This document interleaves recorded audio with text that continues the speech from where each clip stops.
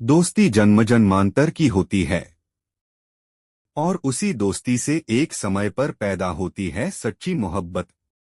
यह कहानी दिखाएगी कि एक सच्चा दोस्त अपने दोस्त के लिए कितनी हद तक जा सकता है। साथ ही कहानी में हाई स्कूल के कुछ छात्रों के बीच एक चतुष्कोणीय प्रेम कहानी भी है। इस ड्रामा का नाम है विद्यालय 1999।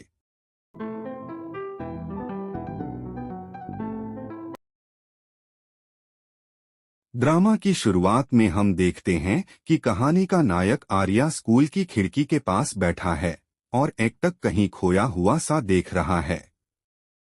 तभी पीछे से कहानी की नायिका नवनीता आकर उसे नाम से पुकारती है।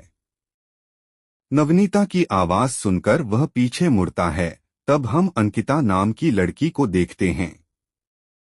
उसी के साथ अरविंद नाम का लड़का भी नजर आता है और हमारी आज की कहानी इन्हीं चारों किरदारों के इर्द गिर्द घूमती है। हालांकि यह सीन कहानी के बीच का है। इसके बाद हमें कहानी की शुरुआत में ले जाया जाता है, जहां नवनीता स्कूल कैंपस के सामने माइक हाथ में लेकर विरोध कर रही होती है। वह कहती है, हमारे प्यारे टीचर मिस्टर मुखियान को हटाया जाना हम किसी भी हालत में स्वीकार नहीं करेंगे। असल में उनके पसंदीदा शिक्षक को स्कूल से निकाल दिया गया है। इसलिए नवनीता माइक लेकर विरोध कर रही है ताकि वे अपने पसंदीदा टीचर को स्कूल से जाते न देखें। उसी वक्त आर्या आता है और कहता है, नवनीता चल मेरे साथ, अभी बारिश शुरू हो सकती है। नवनीता जवाब देती है, तू अपने काम से काम रख। और तभी अचानक तेज बारिश शुरू हो जाती है। आर्या छाता खोलकर वहां से चला जाता है। नवनीता मजबूरी में बैनर लेकर एक पेड़ के नीचे शरण लेती है। आर्या थोड़ी दूर जाकर पीछे मुड़कर देखता है कि नवनीता बैनर सिर पर रखकर भीग रही है, लेकिन वह फिर भी कैंपस की ओर चला जाता है। अगले दिन स्कूल में एक खेल का आयोजन होता है, जिसका नाम है ताइक्वांडो, जो कोरिया का पारंपरिक खेल है।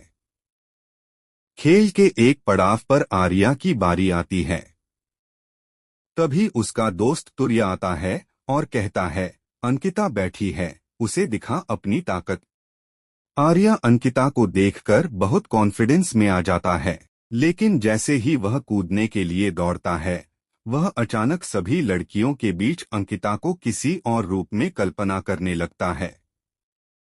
उसे देखते देखते उसका ध्यान भटकता है, पैर फिसलता है और वह गिर जाता है।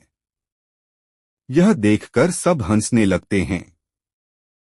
आर्या शर्म के मारे गर्दन घुमाकर अंकिता की ओर देखता है। इसी बीच स्कूल में उनके प्रिय शिक्षक का आखिरी दिन होता है। जब वे कैंपस से बाहर निकल रहे होते हैं तो देखते हैं कि नवनीता बारिश में भीगते हुए शिकायत कर रही है, मैं अपने प्यारे टीचर को खोना नहीं चाहती। तभी टीचर आकर कहते हैं, तुम ये पागलपन क्यों कर रही हो? नवनीता पूछती है, क्या आप सच में हमें छोड़कर जा रहे हैं? टीचर कहते हैं, तुम्हारा सपना है देश की सबसे बेहतरीन बढ़ी काश्तकारी कलाकार बनना। तुम्हारे पास समय नहीं है इसे बर्बाद करने का। फिर वे एक लकड़ी का औजार उसे देते हैं और कहते हैं, जब मैं नेशनल चैंपियन बना था तब मैंने यही इस्तेमाल किया था। जब तुम देश की सबसे अच्छी बढ़ी बनो तब कहना तुम मेरी शिष्या थी। अब जाओ अपने सपनों की लड़ाई में कूद पड़ो। यह कहकर वे अपना छाता उसके हाथ में दे देते हैं और चले जाते हैं। अगले पीरियड में आर्या अपना बैग समेटकर बाहर निकलता है। नवनीता कहती है, कहाँ जा रहा है? लग रहा है स्कूल से भाग रहा है। आर्या बिना कुछ बोले निकल जाता है। वह बस में चढ़ता है और जेब से एक चाबी की रिंग निकालकर देखने लगता है, जो उनकी बचपन की 3 दोस्तों की याद दिलाती है। उन्होंने तीनों ने एक जैसी रिंग खरीदी थी। गाड़ी से उतरकर आर्या एक श्मशान के पास जाता है। वहीं उनके 3 दोस्तों में से एक दोस्त की कब्र है, जिसका नाम था गियामिन। बचपन में वे तीनों एक बार समुद्र में तैरने गए थे, लेकिन ग्यामिन अचानक समुद्र की गहराई में खो गया और वहीं उसकी मौत हो गई। कहानी का दूसरा भाग देखने के लिए मुझे फॉलो करें और सब्सक्राइब करो। धन्यवाद।